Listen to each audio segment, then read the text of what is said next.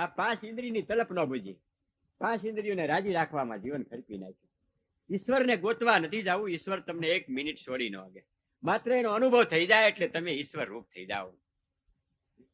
આટલું જ કરવાપણું છે. જાજિયામાં માથાકૂટની તમને કોઈ દી ચેતન છોડી જ ન વાગે. અને ચેતન છોડીને જાવ કે આખા વિશ્વમાં ચેતનની સત્તા છે. ચેતન તમારી મેલ પર સૂક્ષ્મ રૂપે છે, આ વિરાટ રૂપે. બે ચેતન હરખા જ છે. ગોટલીમાં આંબો છે, એ સૂક્ષ્મ રૂપે છે. ગોટલીની માલિકોરો જ આંબો છે. એમાં થડ છે, ડાળ છે, પાંદડા છે, ફળ છે, ફૂલ છે, રસ છે, બીજ કી છે. અને પ્રગટ એને વાવીને કરો તો એમાં થડ છે, ડાળ છે, પાંદડા છે, ફૂલ છે, ફળ છે, રસ છે. એમ આપણામાં સૂક્ષ્મ ગોટલી રૂપે છે. આ બહાર સંસારમાં છે એ પ્રગટ રૂપે છે. આ બે એક જ છે. આ ગુરુ થકી સમજાય છે. પછી ગોતવાની સૂક્ષ્મમાં ગોતો એટલે હાવ નજીક છે. ભીમ સાહેબ ને આ વસ્તુ સમજાણી એટલે સાખીમાં લીટી મારી દીધી. એના ગુરુએ સમજાવવાના સુરતા લાગી ગઈ. એના ગુરુ પાસે જ્ઞાન સુરતા લાગી એટલે એને એમ કીધું ભીમ ભટકીસમાં મથી જો માય અને આમાં સમજણ રાખીને હુઈ જા એટલે કરવું પડે એની જગતમાં કાંઈ. તો હું તમને એટલું કહું છું કે સદગુરુના વસનમાં 12-13 વર્ષ 10 વર્ષ સમજણ રાખીને મથ્યા કરો તો તમારે કાંઈ કરવું નહીં પડે. પછી તો પરમાત્મા સદગુરુ કરે છે. તમારે તો ગાદીએ ચડીને બેહવાનું છે. પણ આટલા લગ્યા રહેવાનું છે. મને એમ થાય કે આટલા બધા ભગવાને મારી કેવી શોભા વધારી દીધી. આ ગીતાજીનો શ્લોક કે તું બેઠો બેઠો ભજન કરે એટલે હું ઉભા નાસું. હું ઉભા નાસતું ભજન કરે તો હું તને પ્રદક્ષિણા ફરું. તો આ બધા ભગવાનના રૂપ છે, ચેતન છે. આ ચેતન સંતોને પ્રદક્ષિણાઓ કરીને પૂછે છે. આવો પ્રભુ જયારે 1000 હાથ વાળો ભેળો થાય ને તો બેડો પાર થાય કે 1000 હાથ લઈને આવે તો આપણે એને ખોટાળો ગણીએ. આવી રીતે સંતો અરસપરસ મહાન બન્યા. આવી સમજણના ઘરમાં જીવ આવે ત્યારે મહાન બને. 1000 હાથ વાળો આવે કે પૃથ્વીમાં આવ્યો. આપણે એમ કે ભગવાન 4 ચક્રો લઈને આવ્યો. શંખ, ચક્ર, ગદા ને પદ્મ. શંખ કહેતા નાદ, ચક્ર કહેતા રણુકાર, પદમ કહેતા પવાજ અને ગદા કહેતા ધવની. આ 4 તમારામાં થાન વિષ્ણુનું થાન છે. શંખ, ચક્ર, ગદાનું પદ્મ આસ. પણ એનો સંતોએ જે લખ્યો છે શબ્દો, એનો યથાર્થ આપણે મહિમા ન ગોત્યા એટલે 12 કલ્પના કરી. એક પિતાજી પાસે ધન ઘણું, વાણિયા બુદ્ધિ, ખૂબ પૈસો. છોકરા વિદેશ ગયા. બાપજીને એમ થયું કે હવે મારો દેહ પડી જાય. હવે અમારી પાસે સોના મોરો છે, આ ડાકતો જાય. પણ બહાર રાખીશું પડી જાય તો કોક ખખોળીને લઈ લે. એ કરતા હાલ લખી છેલ્લું ડસ્ટાન આપું કે હાલ. એટલે એને એક મંદિર બનાવ્યું નાનું એવું. એની માથે શિખર મૂક્યું. એમાં આમ ચોપડામાં લખતા ગયા કે મંદિરના શિખર પર 8 પોર ઘડી, મકર સંક્રાંતિના 8 પોર ઘડી, મંદિરના શિખર ઉપર 8 પોર ઘડી મકર સંક્રાંતિ ઘડી પળ ઘડી એટલે 8 પોરે મકર સંક્રાંતિનો દિવસ 8 પોર સડે એટલે 8 વાગ્યાનો થાય. તો આ ઈંડાની અંદર આ શિખરમાં હોના મોરો દાટીશ મેં, એવું ચોપડામાં લખતા ગયા. એટલે અહીં દેહ પડ્યો. ભાઈ કુટુંબે તાર કર્યા, ફોન કર્યા, પુત્ર પરિવાર બધા આવ્યા. આવીને બધા આ કાર્ય પાર પાડ્યું. પછી ચોપડા તપાસ્યા કેની પાસે ઉઘરાણી છે અને કેની પાસે કેનું લેણું છે. ત્યાં ચોપડામાં લખ્યું હતું કે મંદિરના શિખરમાં મકર સંક્રાંતિનો દિવસ અને 8 પોર, અને જમણી બાજુ મંદિરના શિખરમાં જે 8 પોરે શિખર છે એમાં ધન મેં નાખ્યું, રત્નો નાખ્યા. છોકરા કહેતો તો મંદિર તોડી નાખવું જોઈએ કે મંદિર તોડી નાખ્યું અને શિખરે ઉતારી લીધું. પણ ધન કાંઈ મળ્યું? ધન કાંઈ પ્રાપ્ત થયું? છોકરા કંટાળી ગયા. કહો બાપા ખોટું લખી ગયા. પણ 3 કાળમાં સંત ખોટું લખે નહીં. પાગલ જેવા બધા થઈ ગયા, નડિયું કાઢે. એમાં ફરતા ફરતા ફરતા કોઈ સંત આવ્યા. પાદર ધણીગો નાખ્યો. તો સંતે પૂછ્યું કે આ ગામમાં કોઈ મરેલા કે જીવતા હતા? જીવતા મરેલા હતા? તો કે હા, એક અમારા શેઠ હતા, પણ એ તો બિચારા મરી ગયા. છોકરા પૈસા વાહે પાગલ થયા. સંત કે હાલ હું જાવ, એમાં કઈક મરમાં. સંત એને ઘેરે ગયા. જય સીતારામ, જય સતગુરુ કબીર એવા શબ્દ બોલીને ગમે તે પછી બોલ્યા. ન્યા જઈને ઉભા રહ્યા. વિવેક બુદ્ધિ તો હોય છે. એટલે એને બેસાડ્યા, પાણી બાણી પાયું, પ્રશ્ન પૂછ્યો કે કેમ ભાઈ ઉદાસમાં છો બધાય? કે અમારા બાપા પાસે અદરક સોના મોરો હતી, શિખરના મંદિરમાં નાખી હતી, પણ અમે વયા ગયા પછી મંદિરમાંથી શિખર કોકે ઉતારીને કાઢી લીધી. કે મને સોપડો જોવા દેતો. સંતે સોપડો લઈ વાસી અને જોયું કે બેટા હોનામર તો દાટી ન્યા જ છે કે દાદા અમે તો તોડી નાખી, કે જેવડું હતું ને એવડું જ બનાવો. તો કે હા, એ તો 6 ફૂટ ઊંચું હતું ને એટલે નહીં. તો કે એવું જ મંદિર બનાવો, હું આગળ તમને હોનામર કાઢી આપું. હે ઠીક. આ છોકરાએ તો તાબડતોડ મંદિર બનાવ્યું, શિખર ચડાવ્યું. બરોબર 8 દિવસની વાર એટલે સંત રોકાણા. મકર સંક્રાંતિ આવી, 8 પોર દિવસને વારથી છોકરાને કે હાલો પાવડા કોદાળી લઈ ગયા. પાવડા કોદાળી લઈ અને છોકરા હેલ્યા. ત્યાં જઈ 8 પોર શિખર પડી હતી, એનો પડછાયો જ્યાં પડતો હતો શિખરના મંદિરનો અને શિખરનો સાયા કે આંખ ખોદો. ત્યાં ખોદ્યું તા હોનામોર નીકળી. હવે હતી તો નેન્યા ને, પણ એ સોપડી વાંચવામાં ફેરફાર થયો એટલે જડી નહીં. એમ સંતો જીવતા ન માને તો શાસ્ત્ર વસાવીને પાસે બેહારીને આ હતો ત્યાં જ પરમાત્મા તમારામાં જ બતાવે છે.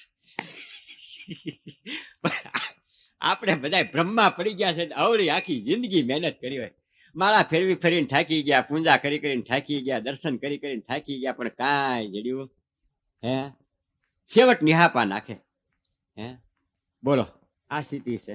પણ કોઈ સંત બતાવે ને એવી રીતે ખોજો તો જ આ વસ્તુ બને એવું છે, નહીતર 3 કાળમાં આ મળે નહીં. ઔષધ ચગલા ગાંધીના ઘરમાં પણ વેદ વિના મરે રોગે.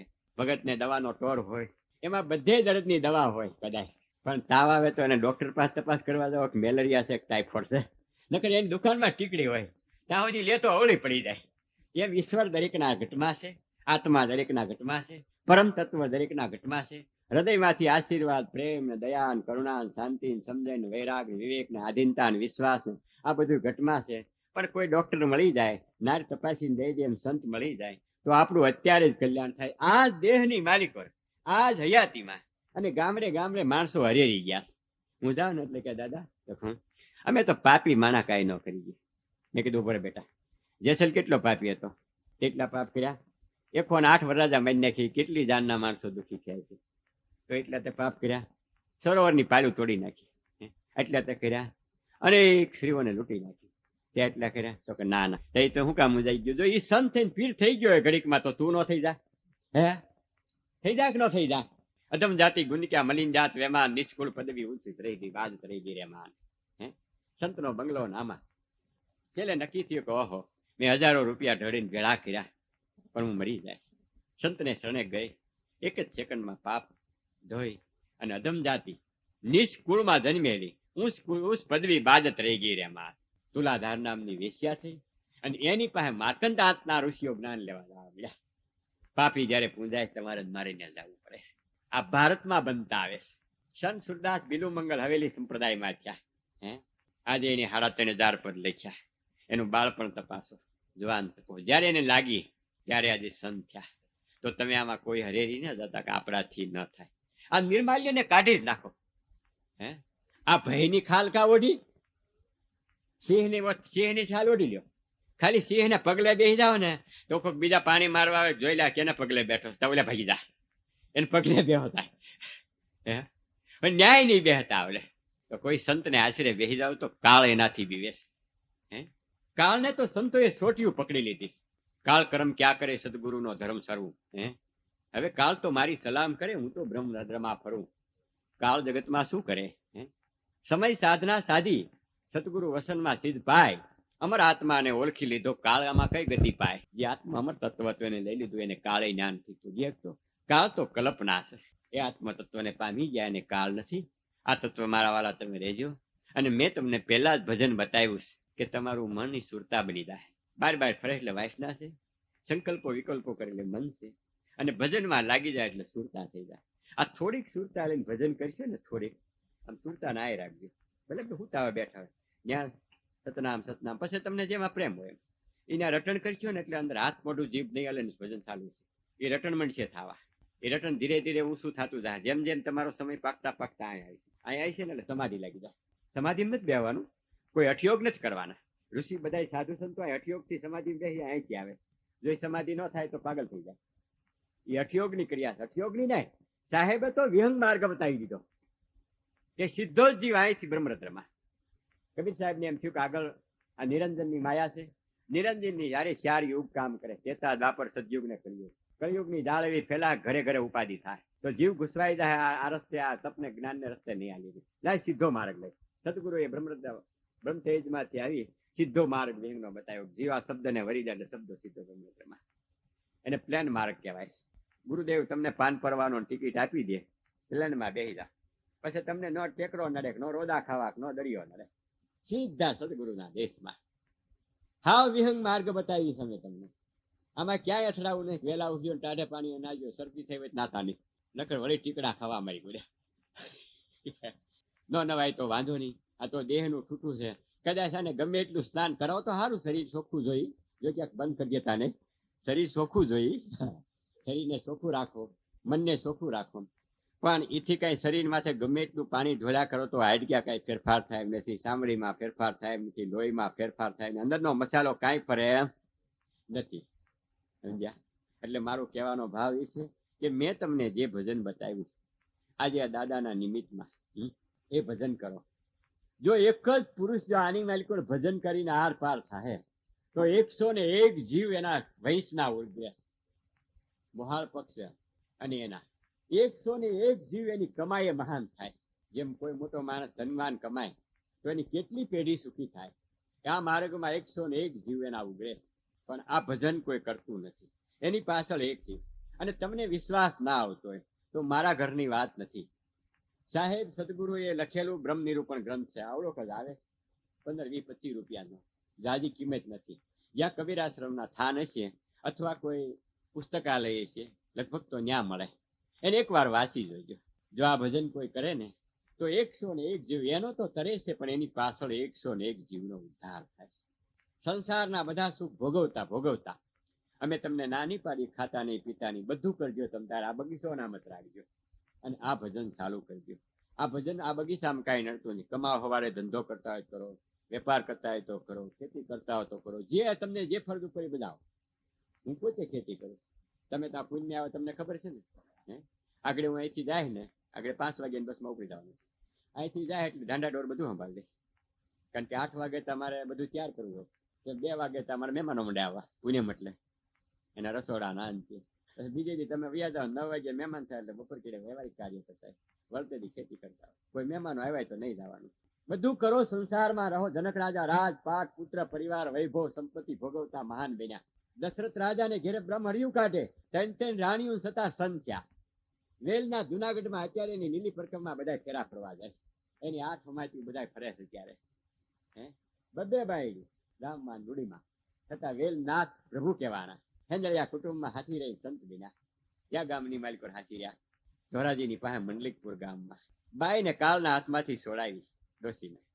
એને રીધી સીધી ઘેરે આવી ગઈ છે. રાજાની વેઠ કરતા માફ થઈ ગઈ. ઘેરે 3 દીકરા નહોતા, 3 સંતાન થયા. વહુ ઘેરે આવી ગઈ, સંપત્તિ રાજાની વેઠ માફ થઈ ગઈ. પણ શેનાથી થઈ ગઈ? ક્યાં વેલો આવ્યો ને. કોઈ સંત જો આપણે ઘરે આવી જાય, એની દયા થઈ જાય, આપણે એની પાસે આધીનતાથી રહી જાય, દેશ દોહ દુર્ગુણ ન થઈ જાય, તો એક દિવસ અવશ્ય આપણા ઉપર એની કૃપા થાય જ છે. એમાં લેશ માત્ર વાર નહીં. પણ એ થોડીક ધીરજના માફ કરતા હોય તો ડગી ન જાવ તો. બાકી આપણા ઉપર કૃપા કરે જ છે. સંતનો કૃપા કરવો એ જ ધર્મ છે. ઝાડવાને સાંયે પૂગી જાવ, પછી શેટા ઉભા રહ્યો, મને તડકો કેમ લાગે છે, એમાં ઝાડવાનો દોષ નથી. એની નીચે સાંયો હોય જ. સરોવરમાં જાવ, પાર માથે ઉભા રહ્યો, ખાલી તૃપ્તિ થતી નથી, પણ ખોબો વાળીને પી લો ને કાં નાઈ લો એટલે નિર્મળ થઈ જાય. સરોવર વરસાદ છે ને કાંઈ જોતું નથી, પણ ધરતી લીલી સમ કરી દેશે. એમ સંતને જગતમાં કાંઈ જતું નથી. અમે ત્યાગી છીએ, અમે જગત પાસે કાંઈ લેવા નથી આવ્યા. એક આ પરંપરા તૂટે છે એટલે ખવડાવવા તમે ધરો એ ખવડાવી દેવાનું. તમારા દીકરાને કહેતો હું જે આપ લઈ આવું એ જગત માટે વપરાય જાય. તમે તમારા ધંધા કરીને ખાજો અને અતિથિ આવે એની સેવા કરજો. આંગણે જ્યાં પુણ્ય આવે એ તમારી મૂડી. સંસારમાં તમે આવ્યાથી કમાઈ લઈને આવ્યા. જાહો તે બી આમ જા. આ કમાઈ છે, આમાં કરતા શીખજો. મારા પત્નીને ઉપદેશ આપજો કે આંગણે અતિથિ આવે ને જમાડજો, પ્રેમથી એની પાસે બોલાવજો, આવે એટલે આવકારો આપજો. સત્સંગની વાત હું ન હોય તો કરજો, આ તારી મૂડી. તું આવી એમ પાછી જાય. શિખામણ આપું પછી લેવી તો લે, અને તમને આપું શું લેવી તો લ્યો, ન લેવી તો તમારી ઈચ્છા. બોલો હવે સુટી બોલીએ, પ્રાર્થના કરીએ. થોડી ઘણી સુટી પ્રાર્થના બોલી દઉં ગુરુદેવને. અને મેં અત્યાર લગી કાંઈ વાણી બોલી હોય તો એ મારા હમનો દોષ છે. સદગુરુની વાણીમાં કોઈ દી દોષ ન હોય. હું આપની ગીત ગંગા પાસે માફી સ્વીકારું.